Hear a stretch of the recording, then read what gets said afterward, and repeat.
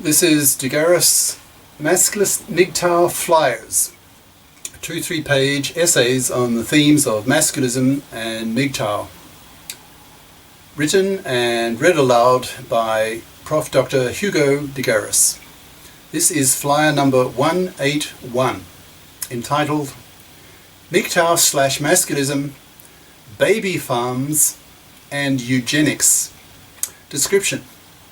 This flyer discusses what governments can do in those modern countries whose populations are dropping due to the influence of MGTOW/masculist ideas on motivating men to reject marriage, paternity, and spending their money on themselves. One idea is the baby farm, where governments give women subsidies to have babies via artificial insemination from quality male donors, thus having a eugenic effect on their populations. Now the flyer itself. MGTOW/masculism, baby farms and eugenics. A revolution is underway in the form of rejection of paternity in a string of major countries. For example, in the US, Japan and Germany, 2/3 of young men under 35 have chosen the MGTOW lifestyle. That is, they refuse to marry. They refuse to have kids, and they spend their money on themselves. This is the essence of the MGTOW, men going their own way, philosophy. They do this primarily because they are fed up with being financially massacred in the fluffy feminist-dominated divorce courts. Fluffy feminists are fluffies when it comes to the expectations of men, which, since they know nothing of masculist men's lib ideas, they have, by default, traditional female values. That is, they think that men are put on this earth to pay for women to have babies. The MGTOWs and masculists are killing off this expectation, saying to women, quote, "Hey, femalian, if you want to have a kid, you'll have to pay for it yourself, because we men are so angry at the hypocrisy of the fluffy feminists and their control of the divorce courts, which financially massacre roughly one married father in 4, having no guilt feelings at having destroyed tens of millions of men's lives." Divorced fathers typically lose their kids, with 90% probability. They lose their house, which goes to the fluffy ex-wife, for her to raise her kids in it. They will pay child support to kids that they are barely allowed to see, legally allowed to see, and often forced to pay alimony to fluffy ex-wives, with no moral nor legal obligation on them to get off their fat, fluffy asses and become FIPs, financially independent persons. So they continue to parasite off the money and labour of the ex-husband after the divorce, the way they did before the divorce. These fluffy parasites are hated by the masculists.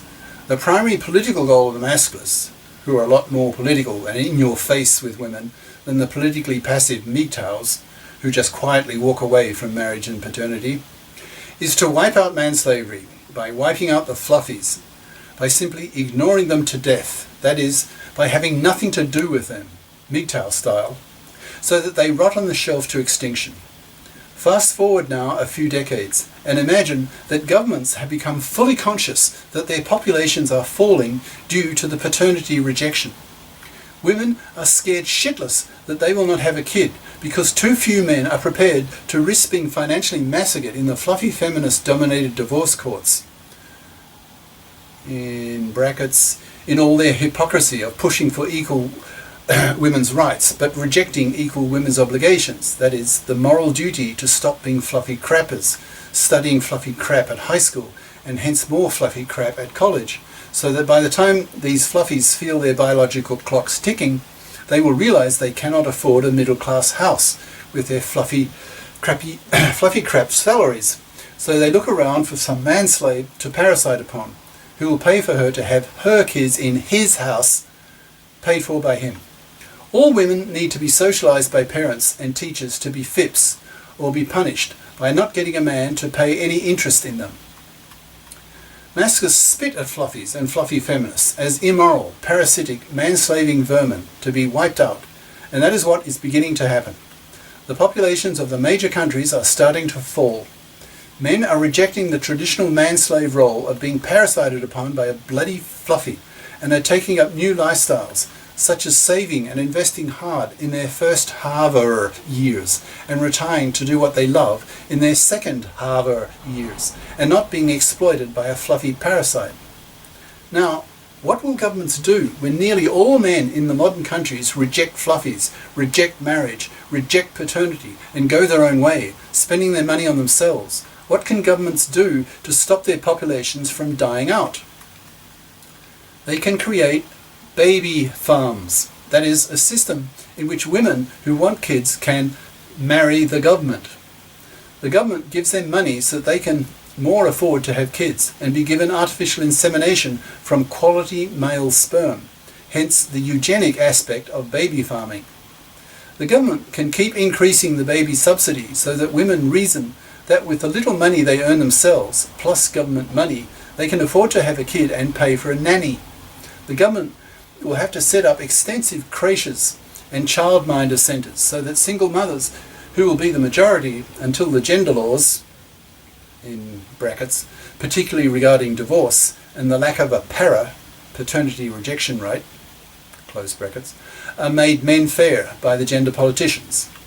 Sperm donors will need to be given the legal right not to face any form of paternity suit from mothers who took their sperm. Otherwise, no man will donate. Those eugenicists in the government will now have a wonderful opportunity to practice their philosophy by choosing sperm donors who have little or no genetic defects, who are quite a bit smarter than people of average IQ. Dumb people, research shows, are much more likely to become alcoholics, commit crimes, have abortions, get pregnant as teenagers, go on welfare, etc. So that many of society's problems could be lessened by raising the average IQ of a country by having eugenic baby farms. Who will pay for all this? Both sexes. MGTOW/Masculist will continue putting enormous moral pressure on fluffies to fip up or rot on the shelf. The best that women who do not use the baby farm can do is to twef, that is, have a 2A2F, 2 apartments, 2 FIPs relationship with a man, where both have their own apartment and both are FIPs. The man will refuse to have kids, so when the relationship fails, he walks away to his apartment, cost-free to him. With most women now FIPs, they will be paying higher taxes, so governments can afford the baby subsidies. Of course, men will continue to pay taxes. If the governments are stupid enough to force men to pay excessive bachelor taxes, then these MGTOW/Masculists will simply walk. That is, walk right out of the country, which is not difficult for a single man. Baby farms are just an interim step. What is really needed is to make the gender laws men fair. For example, divorce needs to be stripped of its toxicity for males by throwing out the fluffy feminists from the divorce courts and replacing the current divorce laws with all their heavy bias in favour of fluffy ex-wives with gender-neutral laws. For example, throwing out alimony, giving joint custody of the kids by default, putting real pressure on fluffy mothers to fit up or face the indignant wrath of society against their parasitism. Bring in the paternity rejection right, so that a man has the right not to pay for an unwanted kid, so that if the mother goes ahead with the pregnancy, the financial costs of the kid are entirely hers, by law. With a eugenic baby farm system, the average IQ of populations could be raised by 50 points, utterly revolutionizing societies. Crime would go right down. People would be happier, better psychologically adjusted. People would be richer, travel more, be much better educated, etc. There would be multiple benefits across the board. Cheers. Prof. Dr. Hugo de Garis. Email profhugodegaris@yahoo.com. Website profhugodegaris.wordpress.com. Ciao.